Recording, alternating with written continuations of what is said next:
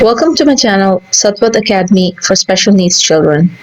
सतवत की academy special बच्चों के लिए। अस्सलाम वालेकुम, मेरा नाम सतवत है और मैं पिछले कई साल से कैलिफोर्निया अमेरिका में स्पेशल एजुकेशन बच्चों को पढ़ा रही हूँ। इनमें autism, Down syndrome, speech language impairment, हर किस्म की डिसेबिलिटीज़, जिन बच्चों को डिफरेंट वेरिंग एबिलिटीज़ हैं या आप कह लें कि डिसेबिलिटी का यहाँ पे डायग्नोसिस मिलता है, उन बच्चों को मैं पढ़ाती हूँ। आज जिस टॉपिक पे मैं बात करने लगी हूँ वो काफ़ी इम्पॉर्टेंट है, वो है एंजाइटी का। और ये एंजाइटी इसलिए इम्पॉर्टेंट है क्योंकि ये बच्चों के बिहेवियर से भी रिलेटेड होती है। ऑटिज्म की बात कर लें, डाउन सिंड्रोम की बात कर लें, इन चीज़ों में बच्चों के अंदर हाई एंजाइटी पाई जाती है। वजह ये होती है यूजुअली क्योंकि उनकी स्पीच वगैरह, उनको बहुत सारे ऐसे चैलेंजेस होते हैं जो कि आम न्यूरोटिपिकल बच्चों को नहीं होते। तो आज in terms of more autism पे फोकस करूंगी और उसके अलावा याद रखिएगा कि ये दूसरे जो हैं diagnosis like down syndrome, speech, ये सारों जो मैं चीज़ें बताऊंगी वो उनके ऊपर भी कहीं ना कहीं फिट आ जाते हैं। अब बात करते हैं कि एंजाइटी होती क्या, व्हाट इज़ एंजाइटी, जिसे हम कहते हैं कि बच्चा हमें परेशान लगता है, मेरा बच्चा बहुत एंशियस है। जो पेरेंट्स कॉल करते हैं वो मुझे बताते हैं कि जो है मुझसे देखा नहीं जा रहा, ये इतना अपसेट है, फ्रस्ट्रेटेड है। ये इस किस्म के जो इमोशंस है, एंजाइटी एक इमोशन है, राइट। और एंजाइटी में काफ़ी हद तक चीज़ें जो देखने में आती हैं उसमें से फियर, एप्रीहेंशन, नर्वसनेस, ये सारी भी एंजाइटी को आपके बढ़ाती हैं और ओवरलैप कर रही होती हैं बच्चों में। कोई भी वजह हो सकती है इनमें से, ये नाम है मुख्तलिफ, अब उर्दू में तो मुझे ये नाम लेने नहीं आते, बट ये कि ये सारी जो वजूहात हैं ये एंजाइटी को बढ़ाती हैं। ये एंजाइटी के मुख्तलिफ नाम हैं और एंजाइटी क्यों हमारे बच्चे जिनको ऑटिज्म होती है वो फील करते हैं, या और बच्चे भी, वो इसलिए क्योंकि उन्हें कुछ ना कुछ उनके इन्वायरमेंट में या उनके अंदर ये कुछ ऐसा हो रहा होता है जो वो नहीं समझ पा रहे होते, या उसके और बहुत वजूहात हैं जो मैं भी आगे आपको बताऊंगी। ऑटिज्म को ले लें तो 40% जो डेवलप्ड वर्ल्ड, मैं उसकी बात करी जहाँ रिसर्च हुई है, उनमें 40% जो बच्चे होते हैं या जब वो एडोलेसेंस हो जाते हैं या टीनेजर्स हैं या बड़े, तो उनको 40% लोगों को एक्चुअली एंजाइटी डिसऑर्डर्स जो हैं डायग्नोज हो जाते हैं। लेकिन 20 to 30% ऐसे लोग भी होते हैं जिनको पक्का कोई वो नहीं मिलता कि इसको यही है या यही इसका इशू है, लेकिन फिर भी कहीं ना कहीं उनमें हाई एंजाइटी देखने में आती है। इसका मतलब है कि जो लोग जिन्हें ऑटिज्म है, जो बच्चे यंग एज से ही हम देख रहे होते हैं कि उनमें ये चीज़ नज़र आ रही होती है और ये काइंड ऑफ पूरा लाइफ में उनको कहीं ना कहीं इसको चैलेंज लेना पड़ता है और ये उनके साथ साथ ही रहती है। सिमिलरली एडीएचडी में भी बता दूं, हाई एंजाइटी एडीएचडी के लोगों में भी बहुत ज़्यादा हाई एंजाइटी देखने में आई जाती है। एंजाइटी कैसे लग रही होती है? जब एक छोटा बच्चा है वो बोल नहीं सकता तो वो क्या कर रहा होगा कि आपको महसूस होगा कि वो शायद एंशियस है। ये बच्चे एक अच्छे खासे, क्या वर्ड है वो उर्दू का, इस्तराब में से गुजरते हुए नजर आते हैं। बहुत मुश्किल लफ्ज़ है, इसको नहीं बोलना चाहिए, बट एंजाइटी में कहूंगी, एंशियस नजर आते हैं। और वो कैसा महसूस कर रहे होते हैं या उनके फिजिकल साइंस या सिम्टम्स क्या होते हैं जब वो एंशियस होते हैं? तो उसमें से हो सकता है रोना, चीखना, बिल्कुल खामोश आ जाना, बिल्कुल इंटरनलाइज कर लेना उस चीज़ को, छुपना, या बिल्कुल कुछ कोशिश करना कि कुछ बच्चे जो बड़े हो रहे होते हैं वो कोशिश करते हैं कि जैसे हम ठीक है, लेकिन फिर एक पॉइंट होता है जब उनसे बिल्कुल बर्दाश्त से बाहर हो चुका होता है। और स्केयर, कभी कभी वो डरे हुए भी नजर आ रहे होते हैं इन्वायरमेंट्स में, लोगों के साथ ये वो, या कुछ सिचुएशंस में, इवन स्कूल में भी हेड डाउन, ये एक एंजाइटी का एक साइन हो सकता है। तो ये सारे सिम्टम्स आपको देखना चाहिए और जिस टाइम पे ये हो रहा हो तो आपको कोशिश करनी चाहिए कि आप देखें कि क्या वजह है और उसमें कहीं एंजाइटी तो वजह नहीं है। अच्छा, अगर गौर किया जाए तो एंजाइटी आपको काफ़ी ज़्यादा एनवायरनमेंट से नजर आएगी। अनफॉर्चुनेटली एक बच्चा जो है जिसको ऑटिज्म में भी ये नहीं से डायग्नोज हुआ है, या यंग है, 4-5 साल का या 7-8 साल का और स्कूल जा रहा है, आप उसकी इन्वायरमेंट में देखिए कि कितनी एंजाइटी प्रोवोकिंग सिचुएशंस हो सकती हैं। घर पे है, सुबह उठा है, दांत ब्रश करो, ये करो वो करो, स्पीड प्रोसेसिंग स्लो है, यानी काम जरा थोड़ा, कभी भूल गए, कभी डिस्ट्रैक्ट हो गए, जल्दी जल्दी उन्हें पेरेंट्स कह रहे हैं करो करो करो, तो ये जो है एंजाइटी उनको प्रोवोक कर रही है। उन्हें ये भी पता है कि अगर स्कूल जा रहे हैं तो वो भी उन्हें नहीं पसंद, या छोटे बच्चे हैं उन्हें बिल्कुल ही नहीं समझ आ रहा, वो फ़ोन्स पे खेलना चाह रहे हैं क्योंकि आजकल के बच्चे बहुत ज़्यादा फ़ोन पे खेलते हैं। अगर फ़ोन भी खाली ले लें तो फ़ोन भी आप उनसे ले रहे हैं या उनके हाथ में फ़ोन भी है, तो इवन आपने एक दफ़ा भी उनको देखा या उनसे कहा कि फ़ोन दे दो, तो उनके लिए ये भी एंजाइटी की बात हो सकती है। इतने देर रह गई है, जिन लोगों ने टाइमर सेट किए होते हैं वो भी एंजाइटी प्रोवोकिंग होते हैं, क्योंकि उन्हें पता होता है टाइमर खत्म होगा, तो वो एक एंजाइटी उसमें रहती है। जो बच्चे स्कूल में काम कर रहे होते हैं, असाइनमेंट्स आने वाली होती हैं, वो भी उनके लिए एंजाइटी होती है। हाँ, मे बी प्ले ग्राउंड पे वो खुश रहते हो, that's fine, but play ground में क्या होता है, सोशल सिचुएशंस होती हैं, तो सोशल सिचुएशंस भी बहुत एंजाइटी प्रोवोकिंग होती हैं, क्योंकि उसमें अनप्रिडिक्टेबल माहौल होता है, पता ही नहीं चल रहा होता कि क्या होना है, किसने क्या कहना है, क्या चीज़ हो जाएगी, मे बी फायर ड्रिल हो जाएगी यहाँ स्कूल, कभी भी you can anything can happen, right. So काफ़ी सारी, अगर आप देखें फिर वो वापस आते हैं, खाना वाना खा के थोड़ा बहुत इंजॉय किया, अगर नहीं किया तो फिर होमवर्क्स हैं, तो ये सारी चीज़ें, या ABA थेरेपीज़ हैं, OT थेरेपीज़ हैं, ये सारी चीज़ें जो हैं एनजाइटी में है। उसके बावजूद वो अगर आपको पूरी तरीके से अपने बताना चाह रहे, नहीं बता पा रहे, ये भी एनजाइटी है। तो आप सोचें, अपने बच्चे के दिन को असेस करें और ये देखने की कोशिश करें कि सारा दिन में आखिर कितना टाइम, अगर कुछ सिचुएशंस हैं जो उसको नहीं पसंद, या आपको पता उसमें वो रोता है या ये होता है, कौन से सिचुएशंस हैं और किस टाइम पे बच्चे को एंजाइटी हाई होगी, उसके लेवल्स, तो थोड़ा सा ये बैठ के सोचने की जरूरत होती है कभी कभी। एक चीज मैं बताती चलूं कि हम लोग जो है, जब हम चीजें कर रहे होते हैं उसमें हम स्पीच लैंग्वेज स्किल्स की बात कर रहे होते हैं, हम इमोशंस की बात भी कर लेते हैं, कभी कभी हम सोशल स्किल्स की भी बात कर लेते हैं, पढ़ाई भी मैंने देखा है कुछ लोग कर लेते हैं, कुछ लोगों के लिए वो इतनी इंपॉर्टेंट नहीं होती, बिहेवियर्स ज़्यादा इंपॉर्टेंट होते हैं, इन सारी बिहेवियर्स बहुत बात हो रही होती है, लेकिन जो हम उसका कोर एक कंपोनेंट है जो कि एंजाइटी है, उस पर हम थोड़ा कम ही बात कर रहे होते हैं। तो आज इन सारे बिहेवियर्स को देखेंगे इन टर्म्स ऑफ एंजाइटी, कि बच्चे की एंशियसनेस कितनी है और उसमें कहाँ कहाँ उसको ये चैलेंजेस आते हैं और फिर हम उसके मुताबिक क्या कर सकते हैं। पहली चीज़ इसके ऊपर मैं बात करूंगी कि एक वजह जो एंजाइटी की हमें ऑटिज्म के बच्चों में नज़र आती है, या इवन मैं तो कहूँगी मेरे अदर स्टूडेंट्स में भी जिनको स्पीच की इम्पेयरमेंट होती है कुछ, उनको, उन सब में जो मुझे एक वजह नज़र आती है वो है उनकी समझ, कॉग्निशन, राइट। उनकी कॉग्निशन जो है, उनकी कॉग्निटिव रिजिडिटी या उनकी कॉग्निशन जिसमें वो उसको जिस तरह से समझ रहे हैं, सोच रहे हैं, चीज़ें उन्हें इंटरप्रेट कर रहे हैं, उसमें वो ज़्यादा उनकी फ्लेक्सिबिलिटी नहीं होती, ठीक है ना।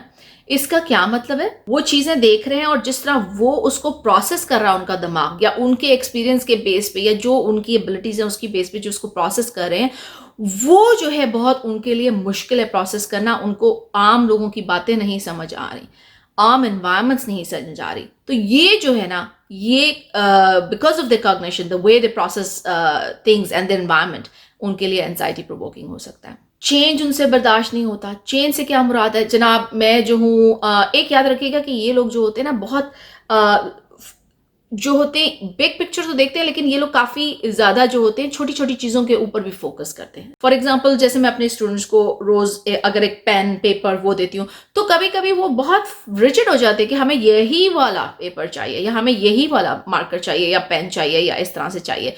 तो ये जो रिजिडिटी ऑफ थॉट है, और एक आम बच्चा अगर न्यूरोटिपिकल आपसे 2 दफ़ा कहेंगे भाई नहीं इस वक्त ये है, ये कर लो, इट माइट बी हार्डर, उनके लिए ईजियर होगा, मेरा मतलब है। और आज कल में मैं एक बच्ची के साथ, अपने एक स्टूडेंट के साथ ही काम कर रही थी, उसने जिस तरह से कार्ड्स रखने थे वो उसको बार बार उसी तरह लाइन कर रही थी, ये उसकी रिजिडिटी थी। हालांकि जब हमने एक्चुअल काम स्टार्ट किया तो वो कोई फर्क नहीं पड़ना था उन कार्ड्स का, वो कहाँ हैं, कैसे हैं, क्यों हैं, ठीक है।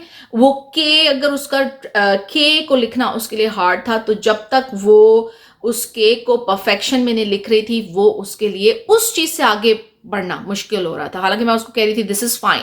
So what I do is कि जब हम के पे काम, जैसे वो लिख रही होती है सेंटेंसेस अपने, बहुत छोटी है और उसने अभी इसी साल लिखना शुरू किया, अभी कुछ 2 महीनों में, तो वो क्या करती है कि जब वो लिख रही होती है तो फिर जब वो के ऊपर आती है तो very quickly I am there helping her, और एक बंदा जो है हम यूजुअली हाईलाइट कर देते हैं, लेकिन उसे ये भी बात नहीं पसंद, क्योंकि अब वो रियलाइज करती है कि वो खुद कर सकती है। So different techniques to help anxiety, calm down their anxiety, work on के, दिस काइंड ऑफ स्किल्स जो हैं, ये उनकी रिजिडिटी होती है। अगर उनके एनवायरमेंट में वो चीज़ें ना हो तो उनके लिए बहुत मुश्किल हो जाता है, क्योंकि वो फोकस करते हैं उन छोटे छोटे पॉइंट्स पर, और वो छोटे पॉइंट्स पे ऐसा नहीं होता कि वो बिग पिक्चर को देख लें, चलो अगर आज यहाँ पे ये नहीं है तो कोई बात नहीं, लेट्स मूव ऑन।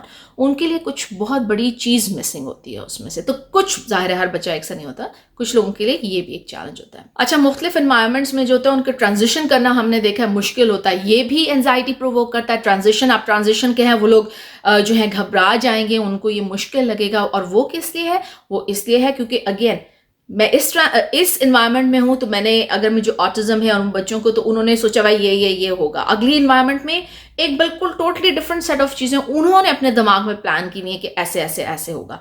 एक पेरेंट के साथ एक सर्टन तरीके से कभी कभी रिएक्ट करते हैं, एक दूसरे पेरेंट के साथ फ़र्क, कभी कभी टीचर्स के साथ फ़र्क। तो ये ट्रांजिशंस उनके लिए बिल्कुल एक डिफरेंट एनवायरनमेंट, डिफरेंट चीज़ हो जाती है, और ट्रांजिशन इसलिए उनके लिए हार्ड हो जाता है एक चीज से दूसरी चीज के ऊपर मूव करना, क्योंकि उनकी इंस्ट्रक्शंस बदल चुकी होती हैं। बिल्कुल एक आखिरी बात, इसमें बहुत सारे पॉइंट्स हैं लेकिन जो आखिरी बात मैं कर देती हूँ वो मैं इनफ्लेक्सिबिलिटी की बात कर लेती हूँ। ये लोग बहुत इनफ्लेक्सिबल कभी कभी होते जाते हैं। ये हम चीज़ आहिस्ता आहिस्ता सिखाते हैं, ऐसा नहीं है, मैं हरगिज़ नहीं कह रही कि ये चीज़ें बच्चों में सारी ज़िंदगी रहती हैं, ऐसा नहीं है। उनको सिखाया जा सकता है और उनकी वो विद टाइम ये चीज़ें लर्न कर लेते हैं, अपने डिफरेंट जितना पढ़ाया गया उस हिसाब से, कितना उनको सिखाया गया उस हिसाब से।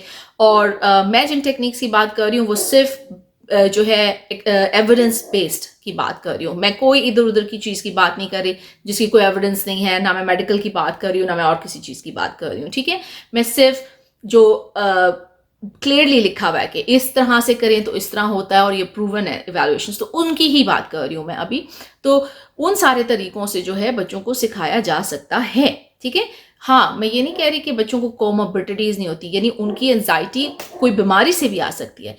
पेट में दर्द है, दांत में दर्द है, तो वो तो मेडिकल हो गया ना, वो तो हमें पहले ही रूल आउट कर देना है कि कहीं ये मेडिकल तो नहीं इनका इशू है। मेडिकल बहुत फर्क है बच्चे के बिहेवियर से, उसका बिहेवियर फर्क है, राइट। जिस तरह आजकल में एक स्टूडेंट है, वो अपने मुंह में हाथ ज़्यादा लेना शुरू किया आजकल, लेकिन पेरेंट ने बताया कि क्योंकि उसके दांत में दर्द है, समथिंग लाइक दैट, तो वो कोशिश कर रहे हैं कि उसकी अपॉइंटमेंट ले लें, जो कि आजकल मुश्किल है। बट एनीवे, बिहेवियर है, लेकिन इसका मतलब ये नहीं कि वो बदतमीजी कर रही हो। वी आर मेकिंग श्योर कि बिहेवियर मैनेज हो रहा है और हर चीज़ हो रही है उसकी। तो क्योंकि दिमाग जो होता है इन बच्चों का फिक्स्ड होता है।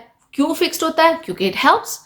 मैंने दिमाग में एक रूल फिक्स किया हुआ, अगर ये होता जाएगा ये होता जाएगा, तो मुझे चीज़ों को समझना ईजी है।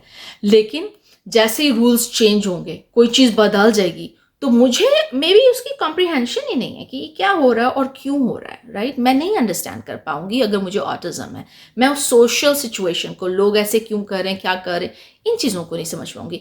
इनकी मुझसे क्या डिमांड है, इसको मैं कॉग्निटिवली नहीं समझ पाऊंगी। तो ये कुछ कॉग्निशन के कुछ पार्ट्स हैं, इसके और भी हैं, लेकिन अब वो मैं नहीं बता रही। जैसे कि रिस्ट्रिक्टेड इंटरेस्ट भी उनके एक ही रिस्ट्रिक्टेड हो जाते हैं, ठीक है ना। तो ये भी उनके लिए एंजाइटी प्रोवोकिंग होता है जब वो उस पर बात कर रहे हों या जब उनको उससे हटना पड़े। जैसे क्लास में कोई टॉपिक है कि आप लेट्स से उर्दू में बात हो रही है, टीचर बात कर रही हैं प्लेग्राउंड्स की, राइट। अब बच्चे को प्लेग्राउंड्स का पता है, लेकिन जैसे टीचर किसी और टॉपिक पे गई तो वो बार बार वापस प्लेग्राउंड पे आ रहा है, तो ये मुश्किल हो जाता है। और प्लस उनके पीयर्स के लिए भी मुश्किल हो जाता है अगर वो उनको इंटरप्ट करें, तो ये सारी सिचुएशंस सोशल सिचुएशंस में आ जाती हैं, and again very high anxiety situations हैं। आज इसके लिए अभी मेरा नहीं ख्याल मैं इतना ज़्यादा कुछ कर सकूंगी, तो मैं क्विकली एक चीज़ बता देती हूँ। आज सिर्फ हम कॉग्निटिव उसकी बात कर लेते हैं, और अभी पहले पार्ट में एटलीस्ट मैं सिर्फ कॉग्निशन की दे देती हूँ, फिर सेकेंड पार्ट में देखूंगी और कितनी आती हैं। तो अब इसके लिए आप क्या कर सकते हैं, कौन सी स्ट्रैटेजीज यूज करते हैं, ठीक है। तो जाहिर है जितने हद तक मुमकिन हो एकदम एब्रप्ट चेंज मत लाएं उनके एनवायरनमेंट में। जैसे फॉर एग्जांपल, अगर आप जहाँ ट्रैवल करके कहीं जाने वाले हैं तो प्लीज़ बच्चे को उससे पहले फेमिलियर कराएं। हम गाड़ी में जा रहे हैं, ट्रेन में जा रहे हैं, जहाज़ में जा रहे हैं, किस सीट पे बैठेंगे। इवन मैंने ये तक किया हुआ है बच्चों के साथ कि जी जहाज़ में कौन सी मूवीज चलती हैं, जहाज की सीट्स किस कलर की होंगी, इस किस्म की। अगर हम गाड़ी में जा रहे हैं तो हम कितने घंटे की ड्राइव है, ये वो बच्चे को बेशक नहीं समझ आ रहा, time is hard for them, right. But कि हम क्या कर सकते हैं गाड़ी के अंदर, और हम में कितनी थोड़ी देर बाद हम ब्रेक्स लेंगे, तो हम क्या खाएंगे रास्ते में, ये कुछ। अगर ये उनके फियर्स हैं, क्योंकि आप बिल्कुल एकदम एनवायरनमेंट नहीं चेंज कर सकते हो उनकी, ये उनके लिए बहुत मुश्किल हो जाएगा।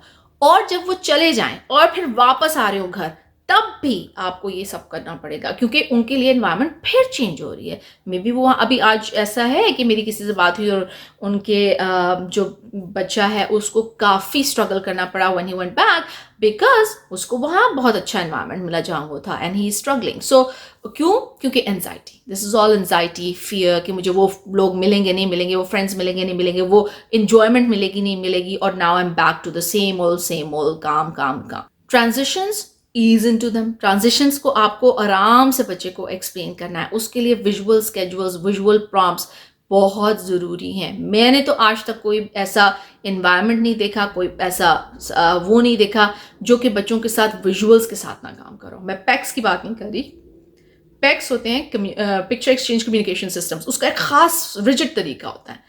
मैं विजुअल्स की बात कर रही हूँ। विजुअल्स अगेन एक एविडेंस बेस्ड प्रैक्टिस है, यानी इसके ऊपर जब रिसर्च हुई है तो वो बताते हैं कि डेफिनेटली बच्चे गेन करते हैं। उनकी एंजाइटी लो होती है क्योंकि उनका एनवायरनमेंट मोर प्रिडिक्टेबल हो जाता है। In autism as well as in others में, तो दूसरे बच्चे भी they are very visual thinkers, right.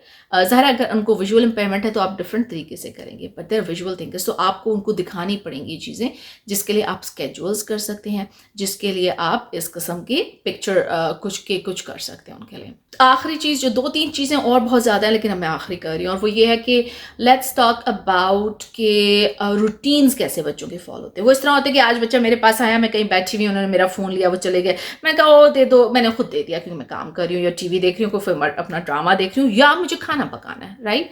उसके बाद जो पेरेंट्स से फादर्स हैं उन्होंने जॉब करनी है, बच्चे ने लिया, थोड़ी बाद हो गया, सुबह थोड़ी देर बाद उसने फिर ले लिया, मैंने फिर दे दिया, अगले दिन वो आया, मुझे फिर कोई काम था, मैंने दे दिया। अब सेकेंड डे हो गया है ना, रोज जब बच्चे ने सेम काम सेम एक्टिविटी की है, चीख मारी, मैंने दे दिया, या नहीं भी मारी तो लेट्स से हम किसी फ्रेंड के घर जाते हैं, या मेरी बहन है, मेरे साथ ही रहती हैं और उनके बच्चे हैं, और एक टॉय हम जैसे उनके घर में कदम रखते हैं तो मेरा बच्चा एक टॉय पे जाके ले लेता है वो टॉय उसका, अगले दिन फिर जाते हैं वो फिर वही टॉय ले लेता है, ठीक है, या वही फ़ोन ले लेता है।